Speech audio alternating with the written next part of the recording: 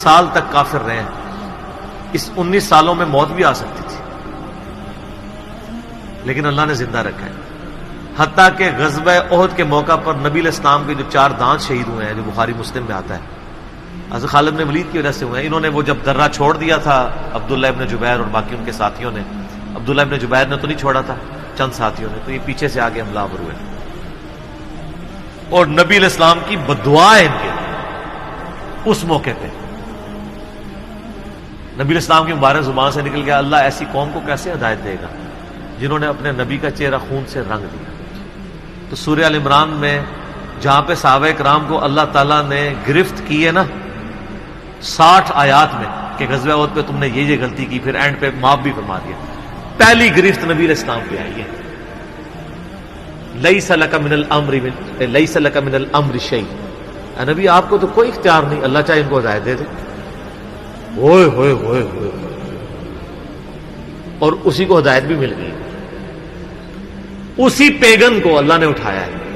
Pagan English میں کہتے ہیں بت پرست. آپ گوگل پہ جا کے لکھیں حضرت خالد بن ولید کا تعارف، کہ ایک عرب کا پیگن اللہ نے اٹھا کے اسے رومن اور پرشین امپائر میں لٹوا دیا.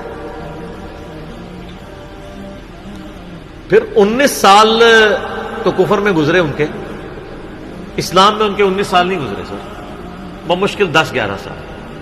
لیکن انہوں نے اپنے 19 سالوں کے بھی سارے گناہ دھلوا دیے. جو کچھ کیا پھر اور جو کچھ اللہ نے ان سے کام لیا. یہ ایک الگ سے تلخ حقیقت ہے کہ سیدنا خالد بن ولید سے نبی علیہ السلام کے مبارک زمانے میں بھی اور بعد میں بھی بحیثیت انسان کچھ غلطیاں ہوئی ہیں، بخاری مسلم میں رپورٹ ہوئی ہیں. لیکن کسی شخص کی چند ایک غلطیوں سے اس کا پورا پلڑا ادھر کا ادھر نہیں ہو جاتا. اللہ بھی قیامت والے دن نیکیوں اور برائیوں کو تولے گا. نیکیاں زیادہ ہوں گی تو پھر اس کو یہ نہیں کہا جائے گا کہ یہ تو نے اتنی بڑی برائی کیوں کی تھی، پھر وہ پاس ہو چکا ہے. چاہے کسی ایک سوال میں اس کے 0 نمبر بھی آئے ہوئے، پاس ہو چکا تو اس کا تانا بھی نہیں دیا جائے گا، نیور. تو 2-4 واقعات کو لے کے اس طریقے سے کسی بندے پہ چڑھائی کرنا یہ بالکل زیادتی والی بات ہے. سیدنا خالد بن ولید سیف اللہ ہے، اس میں کوئی شک نہیں ہے. صحیح بخاری میں جو یہ حدیث کہتے ہیں نا، یہ حدیث بڑی مشہور ہے. غزوہ موتا کے موقع پر آپ کو پتا ہے نبی علیہ السلام نے رومن امپائر کی طرف اپنا ایک ایلچی روانہ کیا تھا، خط بھیج کے. اس ایلچی کو قتل کر دیا گیا تھا اور اس وقت ایلچی کا قتل اعلان جنگ ہوتا تھا. تو نبی علیہ السلام نے ایک لشکر روانہ کیا زید بن حارثہ کی قیادت میں. نبی علیہ السلام کے منہ بولا بیٹا جس کا نام قرآن میں، واحد صحابی جس کا نام قرآن میں زید.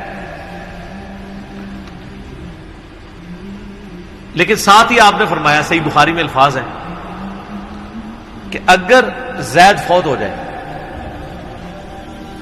مسند احمد میں ڈیٹیل موجود ہے انہی الفاظ کے ساتھ، کہ زید فوت ہو جائے تو جعفر کو اپنا امیر بنا لینا. جعفر فوت ہو جائے، شہید ہو جائے، تو پھر عبداللہ بن رواحہ کو بنا لینا. اگر وہ بھی شہید ہو جائے پھر تو اپنی مرضی سے کسی کو امیر چن لینا. یہ مسند احمد میں. بخاری میں الفاظ ہیں کہ صحابہ کرام کہتے ہیں نبی علیہ السلام مدینہ شریف میں تھے اور آپ علیہ السلام کی آنکھوں سے مسلسل آنسو رواں تھے اور آپ نے کہا کہ میرے زید کو شہید کر دیا.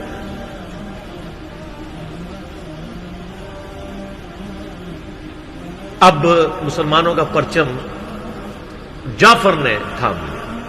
جعفر بھی حضور کے لاڈلے سے، آپ کو پتا ہے، جعفر طیار حضرت علی کے بھائی، جن کے بارے میں بخاری میں آتا ہے کہ ان کے 2 بازو کٹ گئے تھے تو آپ علیہ السلام فرمایا میں نے اسے جنت میں اڑتے ہوئے دیکھا، اللہ نے اس کو 2 پر دے دیے.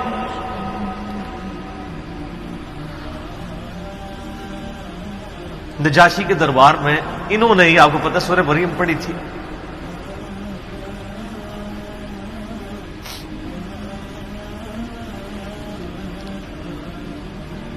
پھر آپ نے فرمایا کہ جعفر کو شہید کر دیا گیا. اب عبداللہ ابن رواحہ نے پرچم تھا، پھر آپ نے فرمایا اسے بھی شہید کر دیا گیا. پھر آپ نے فرمایا اب اللہ کی تلواروں میں سے ایک تلوار کو مسلمانوں نے اپنا امیر چن لیا اور میں اللہ سے امید کرتا ہوں اللہ تعالیٰ اس کے ہاتھ پہ فتح دے گا، اور فتح ہو بھی گئی. یہ بخاری کی جو حدیث ہے نا، اس کے اوپر امام بخاری نے باب باندھا ہے مناقب خالد ابن ولید. حالانکہ اس میں خالد بن ولید کا نام نہیں تھا، لیکن اس حدیث کے اوپر باب کیا باندھا؟ خالد بن ولید، کیونکہ وہ سیف اللہ وہ تھے. سیوف من سیف من سیوف اللہ، اللہ کی تلواروں میں سے ایک تلوار کے ہاتھ میں جھنڈا آ گیا, اللہ تعالیٰ فتح دے دے گا, فتح ہو گئی. اس کے 3-4 طریقے بخاری میں, باقی طریق کے اندر نہ خالد بن ولید کا نام بھی موجود ہے کہ خالد بن ولید کے ہاتھ میں اب پرچم آ گیا, اللہ نے فتح دے دی. اچھا, اور وہ فتح یہ ہوئی کہ بہت بڑا لشکر سامنے سے آ گیا تھا, حضرت خالد بن ولید اپنے لشکر کو بچا کے واپس لے آئے. یہ غزوہ موتا تھا, اور صحیح بخاری میں آتا ہے کہ 9 تلواریں حضرت خالد کے ہاتھ میں ٹوٹی تھیں اس دن, 9 تلواریں اس جنگ کے اندر. واپس آ گئے. پھر بعد میں خیر وہ ایک رومن امپائر والا پھر یرموک پہ جا کے کنکلوژن ہوئی نا. یہاں پہ بخاری میں الفاظ ایک طریق میں خالد بن ولید ہیں, دوسری میں سیف اللہ, اور امام بخاری نے باب بھی باندھ دیا تو سیف اللہ ثابت ہو گیا. اسی حدیث کا جو طریق مسند احمد میں ہے اس میں الفاظ ہیں اللہ کی تلواروں میں سے ایک تلوار خالد بن ولید.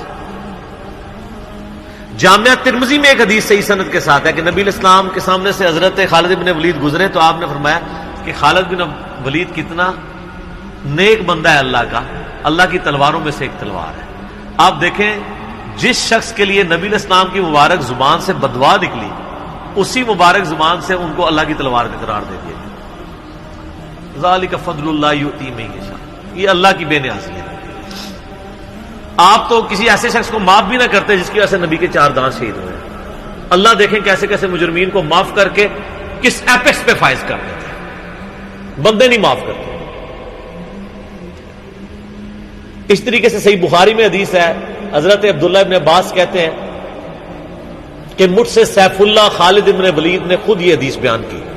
تو بخاری میں خود سیف اللہ لقب عبداللہ ابن عباس نے, کہ ایک دن حضرت خالد ابن ولید نبی علیہ السلام کی بیوی سیدہ میمونہ جو کہ میری خالہ بھی ہیں حضرت عبداللہ ابن عباس, ان کے ہاں نبی علیہ السلام کے پاس بیٹھے ہوئے تھے. تو انہوں نے بھونی ہوئی دب لا کے رکھی, عربی میں دب کہتے ہیں, دال با دب, اردو میں ہم اسے وہ گو, ویسے گو کا لفظ اپروپریٹ نہیں ہے, سانڈا لفظ ہے اصل میں, چھپکلی سے تھوڑی سی بڑی ہوتی ہے, حلال ہے کیونکہ یہ سبزی خور ہے. ہاں یہ سبزی خور ہے, عربی بڑے شوق سے کھاتے ہیں ان کو, دب کہتے ہیں. آپ یوٹیوب پہ بھی دب لکھیں نا تو پوری عربیوں کی ویڈیوز کھل جائیں گی.